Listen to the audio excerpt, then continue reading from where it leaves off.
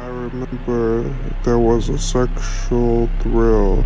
You hear that little pop and pull their head off and hold their head up by the hair, whipping their head off their body, sitting there. That gets me off. Hold on a second. Bro, that gross as fuck, you know?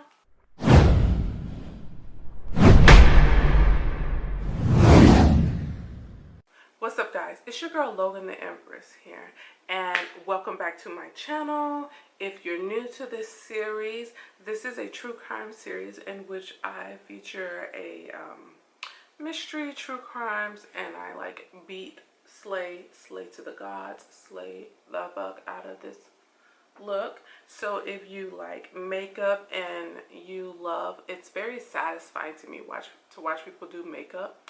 If you love that satisfying feeling of watching someone do makeup and hearing their true crime story that kind of make you cringe, please don't let your kids watch this. This is not for kids. Kind of make you cringy, but it's very interesting. That's why I call it prolifically curious, because there are prolific people that we are like curious about. Is prolifically a word? I don't know. I made it up. Copyright Logan the Empress. No copyright infringement. I made that word up. I own it. Okay. So if you like true crime stories and makeup, make sure you subscribe to my channel. Hit that bell so that you can get notifications. I mean, why wouldn't you hit it? I mean, you should. I mean, this is gonna be hella interesting, right? Yes. All right. Stay tuned and keep on watching. When I see a pretty girl walking down the street, I think two things. One part wants to be real nice and sweet. The other part wonders what her head looks like on a stick.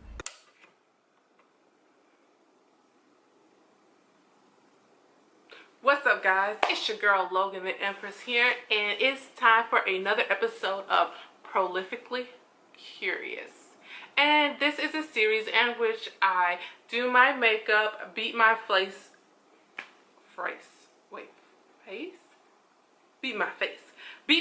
lay it to the gods, honey.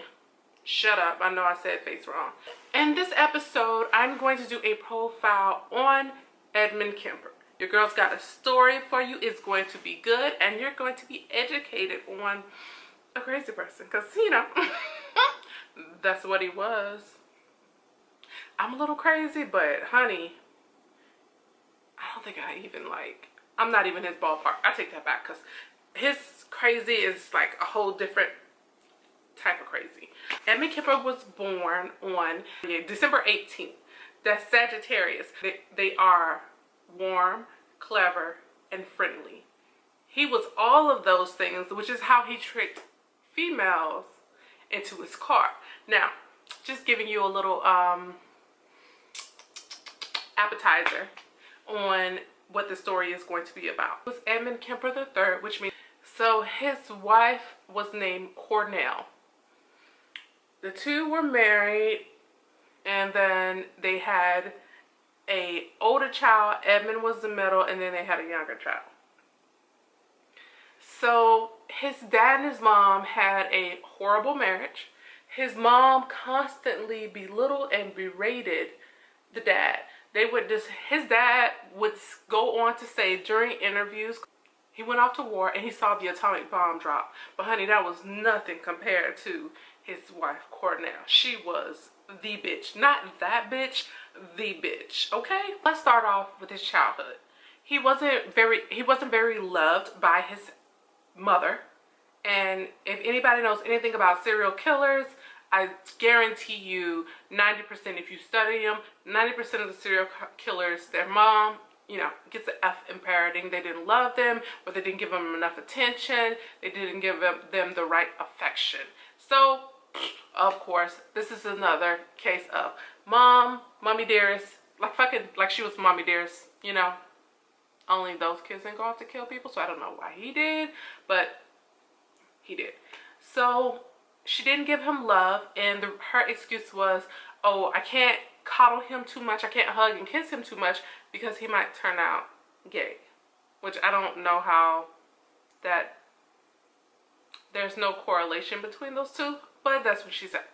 As a young child, Edmund would take the heads off his sister's dog, On which I Edmund. think like children do. But then he stalked his second grade teacher, and it's I just, you know, he was a stalker in the second grade. Like, where they do that at? That was like indeed a warning sign, which made his mother a little bit afraid of him, because you know he's already a stalker. Shit. His mother, Cornell, he would say that she was very abusive mentally. She wasn't abusive to her other kids, and the reason she would be abusive to him, one is the father ended up leaving. He just left one day. He could not deal with her. He was like, I'm going to live my best life. I am done. You 3 kids, peace out. Get it how you live. Papa out. Gone. She took her aggression out because he looked like his dad. At the age of 15, he was 6'5", and he would eventually grow to be 6'9". Like, the fuck? That's tall. Like, tall. And because he was so big, his mom would not allow him to sleep upstairs with his sister and brother. She would make him sleep down in the basement and lock him in the basement. And her reasoning was, oh, this is because I think you're going to hurt your brothers and sisters, which he had not hurt anybody at that point. And I really feel like, even though he was, you know, obviously he went on to hurt people, because this is like the point of me giving you the story, his mom just was abusive to him. She didn't love him, or she didn't love him. You know, I don't think she loved him, because, you know, he's a fucking murderer. So in his early years, Edward decided that he didn't want to live with his mom anymore. Decided, you know what, Mom, I had enough of your shit.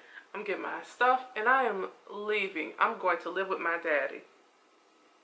When Edward went to go live with his father had already married him another boo. You know, new bae, instant.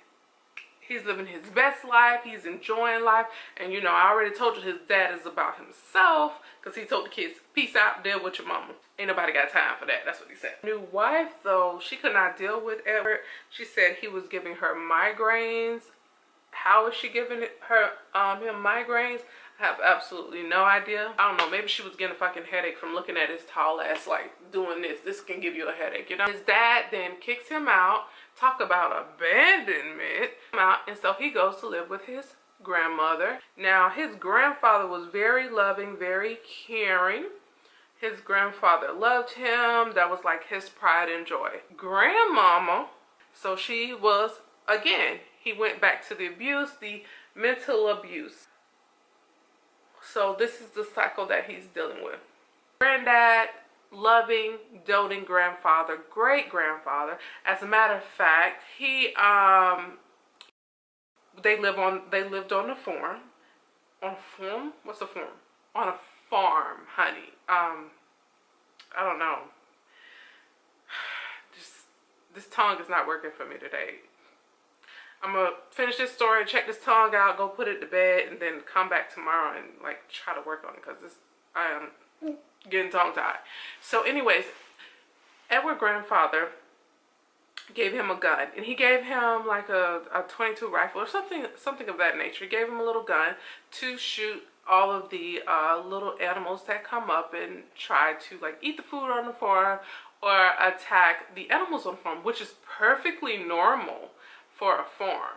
That's normal. That happens. And especially, even though they were living in California, so California is definitely not the country, but as a person from Florida, you know, that's what happens. That's normal. Country places, farms, guns, little kids knowing how to shoot, perfectly normal. His grandmother was afraid of him. Well, she said, baby, take the gun from him. I am afraid. He should not be having a gun. This is not right. Grandfather like, oh no, it'll be fine. He's killing all the little animals that are coming up on the land. Now, I don't know if his grandfather knew that at the age of 10, Edward had murdered a cat. And he took the cat and he hid the cat outside his mother's window facing up. This is important to the story. Then he murdered another cat. Like, he's just right here like he's a pussy killer, but not in a good way, you know what I mean? Fine. You can keep the gun. Frequently would get into arguments with his grandmother. His grandmother would constantly belittle him because that's like, she's a bitch, so that's what she did. And say she's a bitch because you don't treat kids like that. Edward decided on August 27, 1964, bitch, you need to cut it. You hear me? You need to cut it. He gets into an argument with his grandmother. Mind you, his grandmother didn't want him to have the gun because she really felt like she was in danger. He might do something to me while I'm not looking. I don't know why she was like worried about when she wasn't looking, because he was 6'9". I mean, motherfucker be tall. They got into an argument, and whatever was said, Edward had had enough. He was done. Cancel Christmas. It's about to go down. Edward's grandmother was sitting there after they had the argument. He comes up behind her, shoots her. Normal people, when they shoot someone, they go into shock. But not Edward. Edward had a plan. He waited on his grandfather to come home. The grandfather that loved him, that took care of him, that gave him what he needed, even gave him that gun and said, you know, son, I trust you. I take you into my house. You're my baby boy. I'm going to raise you right. I'm going to... What was that? He killed his grandfather. He murdered his grandfather. And the reason he gives in later interviews that I saw is he said he didn't want his grandfather to see his wife that way, and he wanted to spare him that feeling of disappointment, the horror that he would deal with. He wanted to spare him all of those negative feelings, so that's why he decided to kill his grandfather, because he loved his grandfather so much and he didn't want him to experience the loss that he had just created. I don't know the logic behind that. I can't explain what a crazy person thinks. So Edward calls his mom. So she tells him to turn himself in. He does. And so then he goes to the court, and they say, why would you do that? And he says, I just wanted to know what it was like to murder someone. I wanted to feel what it was like. So they sent him to a mental health facility, which is kind of reasonable. You know, he's still a kid. So when they sent him to a mental health facility, they tested his IQ. His IQ is off the charts. Like 130 number is a high number, because my IQ is not there. I'm not afraid to admit it. It's not, I don't even know if it's 100. Lord Jesus, help me. Don't tell my mom I said that. So his IQ was off the charts. Well, when he found out his IQ was off the charts, that boosted his ego a little. He's like, yes, bitch. I know. And I mean, I guess with 137, he did know. So maybe he's feeling very justified in the things that he did, because he's now knowing, okay, I'm smarter than the rest of the people. They did rehabilitation. They said he was doing very, very well. The doctors, the psychiatrists said, you're doing so good. You are really like turning yourself around. You're going to make a great impact on society. But don't go back and live with your mama. Don't do that. And of course, you know what he does. He moves back in with his mother. And I mean, I kind of like feel like, where else was he gonna go? None of his other relatives was going to take him in, because he had killed their mom or grandmother or whoever they were, and he really didn't have an option. And the court system, as we know, is not that great. They probably should have set him up somewhere better than going back to his mom. So he went back to his mom, and then when he went back to his mom, of course the abuse continued, the negative comments of mental abuse continue. He does a little bit of college, unsuccessful, not successful at college, and it wasn't because of his IQ. I'm sure it was other things. But while he was at college, he would see all these pretty girls.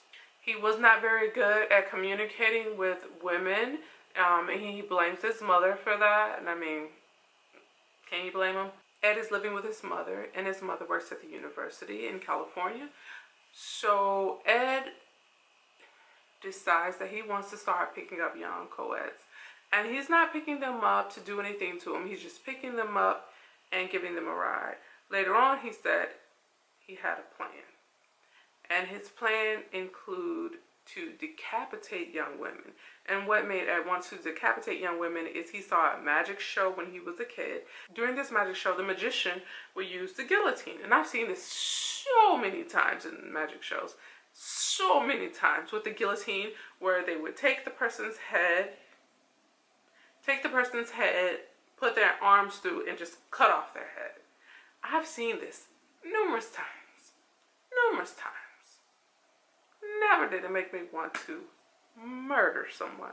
But you know, everybody has a different reaction. I can't rationalize a crazy person, and I'm not even going to try rationalize a crazy person. But that's what he said. He saw that, intrigued, enthralled. He thought to himself, I want to do that someday. Now Ed's living with his mom. He's slowly picking up co-eds, and he says he gets more and more daring as he picks up co-eds. First he just picks them up, and then he gets a knife. And he has a knife in the car, doesn't hurt anyone, has a knife in the car. Then he has a gun in the car. Like he's getting a little bit more daring, honey. Ed is working on a plan, and it is not a good one. You hear me? So now Ed is living with his mother.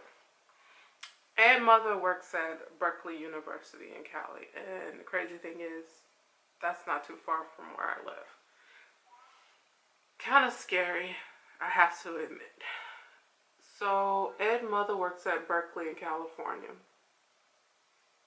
Because she works at the university, she has a special decal, some kind of decal that lets her on the campus day or night.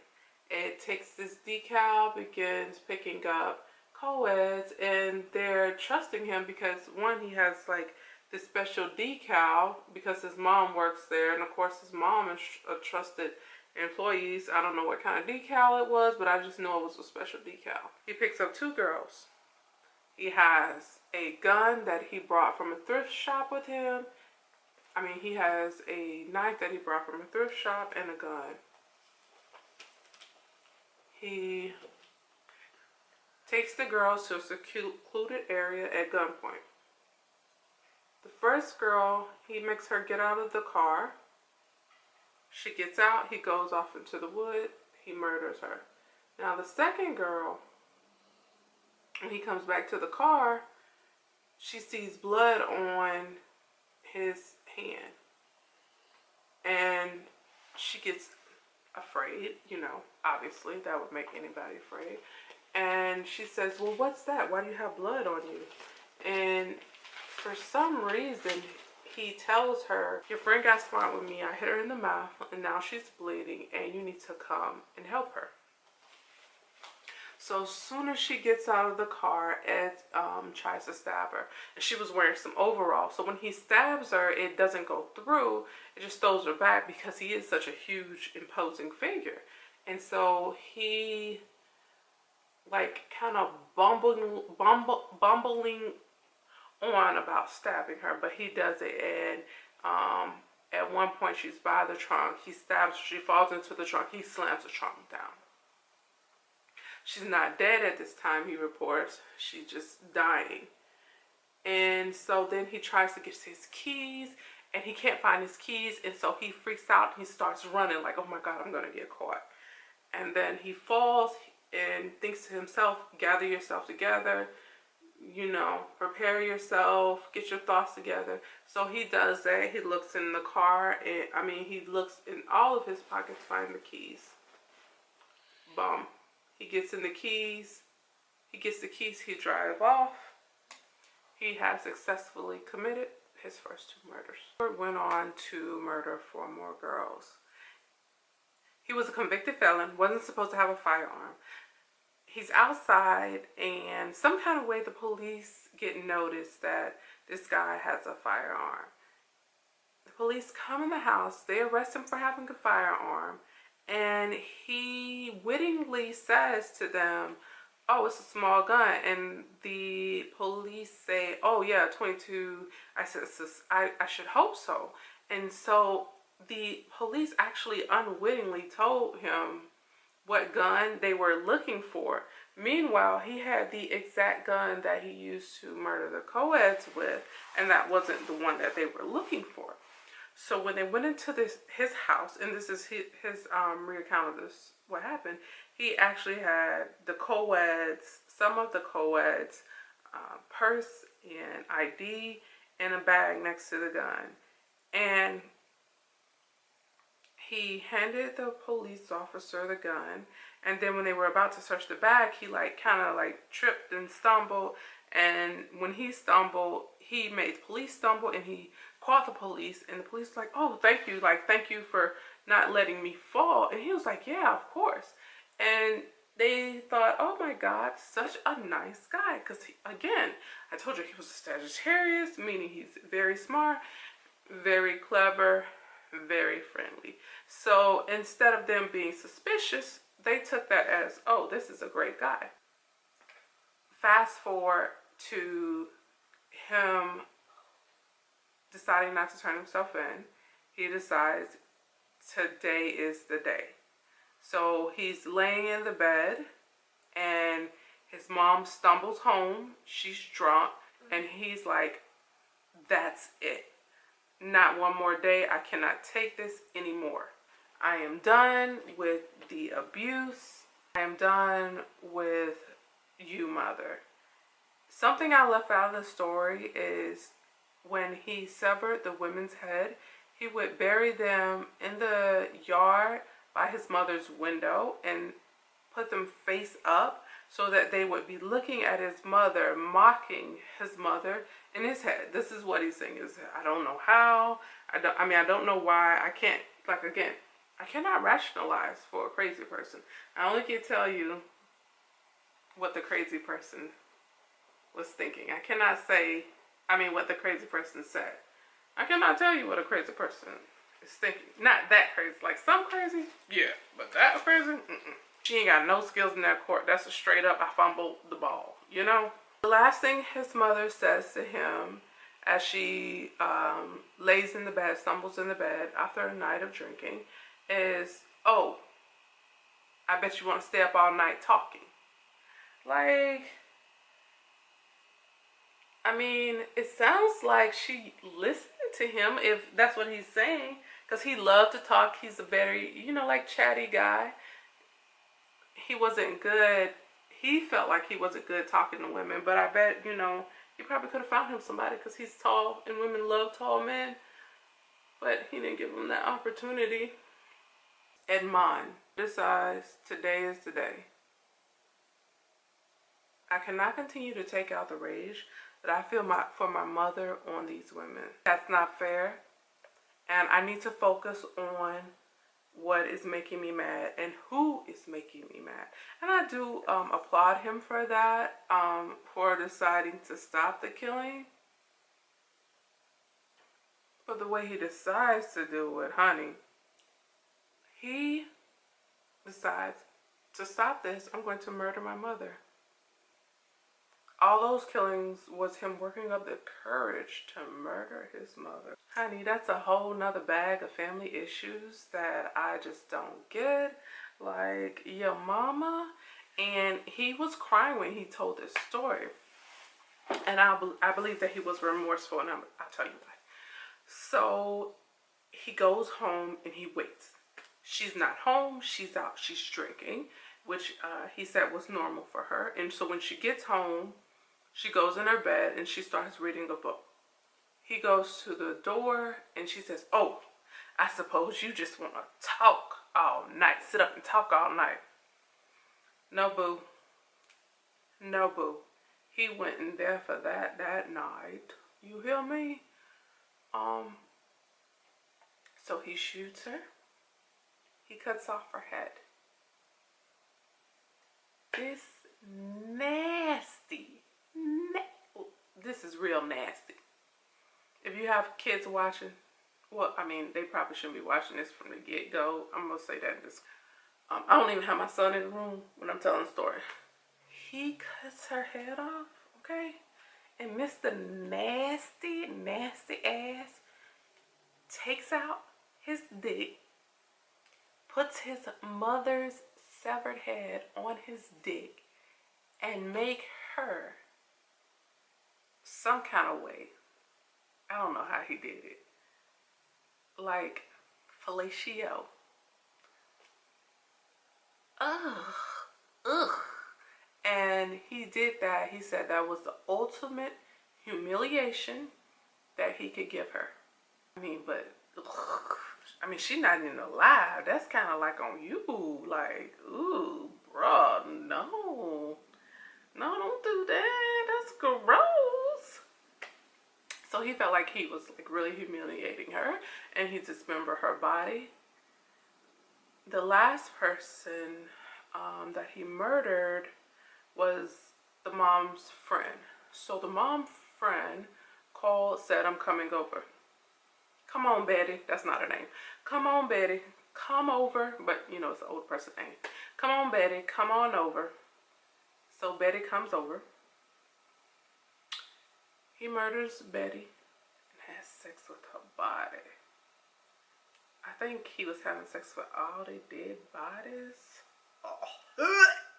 Hold on a second. Bro, that gross as fuck. You know? I am finishing this look off with my Thickums Clear lip gloss for my diamond lip gloss line. And the reason it's called a diamond lip gloss line, because honey, it's hard shine. So Ed says I'm done. He's killed his mom and he's killed his mom's friend. Okay, he's done.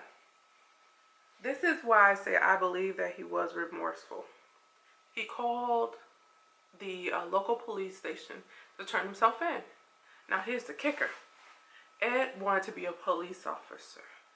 So he knew all the police officers. The reason he couldn't be a police officer because he was too fucking tall. Okay? He was 6'9" and just no. They said no. Bruh. Our car don't even match up with how tall you. No. We not doing that.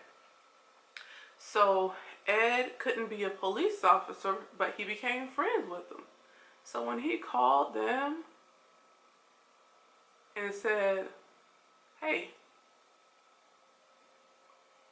I just murdered my mother and her friend," they didn't believe him. Like, he real life, like real life, had to show them that he murdered them. I don't know what's different from now to back then. Because now if you say you murdered somebody, bitch, you going to jail instantly. Well, most of the time. I don't know. You know, I'm black, so if a black person said they murdered somebody, they're going to jail. I don't know. Get in the comments. Tell me it's the same way for white people or not. Well, this has been this episode of Prolifically Curious. I hope that you enjoyed this little story, this slayage. If you did, make sure that you hit that subscribe button and hit that bell when you can get notifications. Oh, Jesus, help me. It's time to go to bed. Notifications of the next time when I do another video, because it's going to be a good one, honey.